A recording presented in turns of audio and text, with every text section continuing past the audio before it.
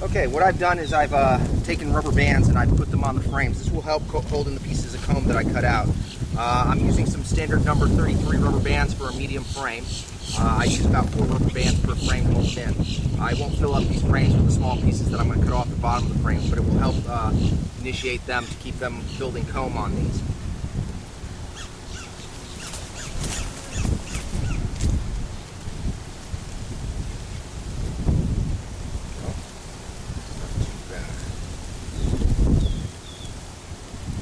Now, I'm just going to smoke them a little bit to get them off that small piece of comb.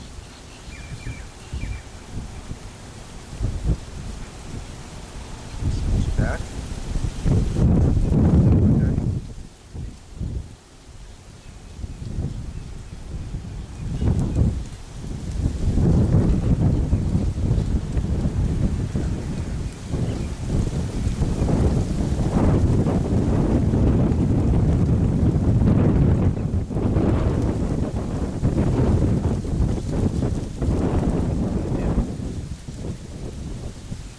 Cut this to fit in here. Cut a little bit off the bottom. Doesn't matter that I don't have every single piece in there. Little lost pieces are not an end of the world situation. Then what I'll do is I'll take the rubber bands and I'll move them over a piece of comb. It's a nice small piece of comb, so I'll just kind of crisscross pattern, kind of keep it in place. Basically, you've got a small piece of cutout comb right there in place. Because it's a narrow 8-inch pipe, you're not going to get big white pieces. I could probably combine a few small pieces, but I won't need to. So I'm going to put small pieces in each one, and then I'll set that here in the frame in the box. Put that frame in the box.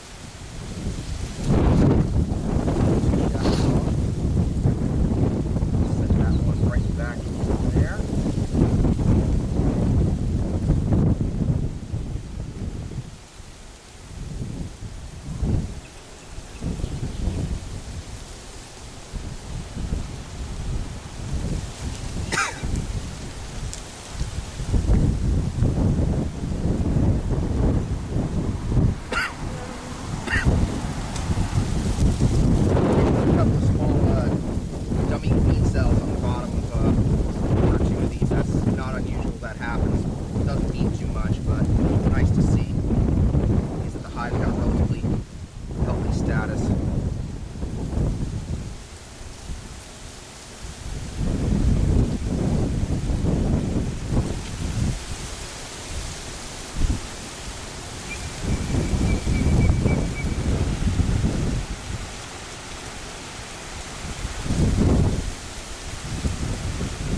Now, when we looked at this comb last week, most of this was eggs or larvae. So this is following right along the same stage as most of this capped right now a week later. So this is pretty good stuff. That means hives staying healthy. These are following a pretty basic timeline. Not too much confusion.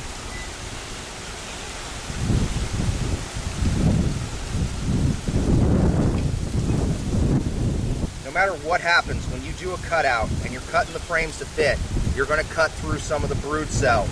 That means there will be a few brood cells that will die. You're going to have to learn to deal with it. You can't get emotionally attached to every soon-to-be born bee.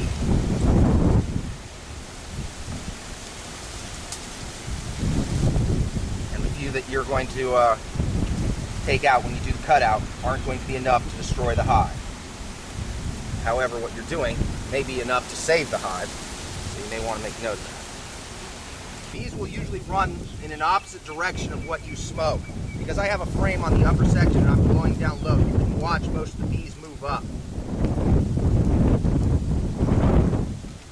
might want to keep note of that when you're smoking your hives. I'm going to cut this little piece of burr comb right here off, simply because I don't want to have double pieces of comb frame there. Stick this right back in there. The rubber band will slowly deteriorate inside the hive for the next couple of weeks. The ones I put in initially 2 weeks ago are already starting to show signs of cracking. That's not unusual. The bees will have built enough wax and comb in place to give the hive its own, the pieces of comb, their own support mechanisms. So it's okay. And eventually the rubber bands will break, or you can remove you'll find them at the bottom of the box. Just take them out. Now bees generally, when they build comb, tend to try to build from the top down. Beekeepers, by what they're doing, tend to cause bees to build up. But I'm going to follow the bees building down method with this and actually kind of force them to build in the middle.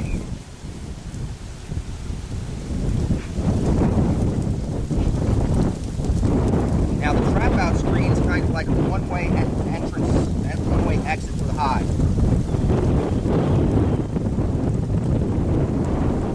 That trap out screen is going to force the bees to come on up through. That's just about what we want to have happen. Move this box over just slightly.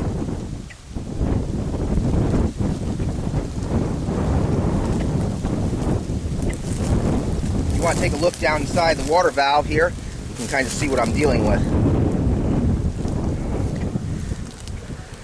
Let me see if I can smoke some of these guys out. The more I can smoke out of there, the better off I am. This is another way to kind of force some of the bees out, is you just smoke them out. You want to be careful with that though. You can end up killing some of your bees when you do that.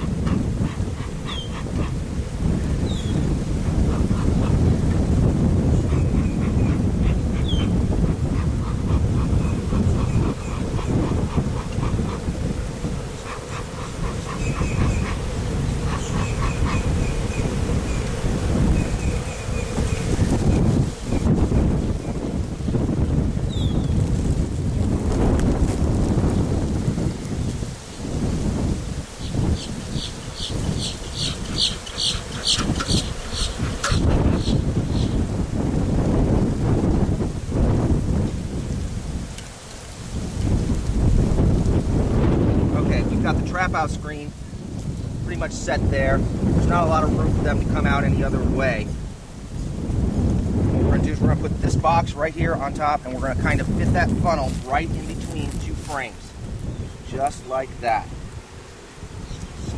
If you want to take a look now, you can see the trap out screen right there, and the nozzle of the trap out screen will fit just between these two frames. The frames aren't full, so they still have plenty of room to move around. And the screen will fit right there between the two frames, and we'll be able to, and then I'm just going to add this box on top of this.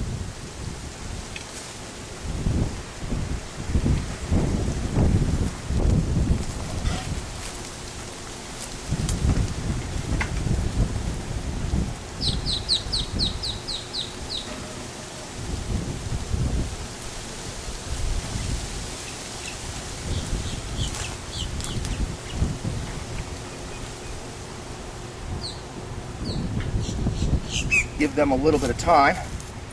See what's going on. Let's see what we got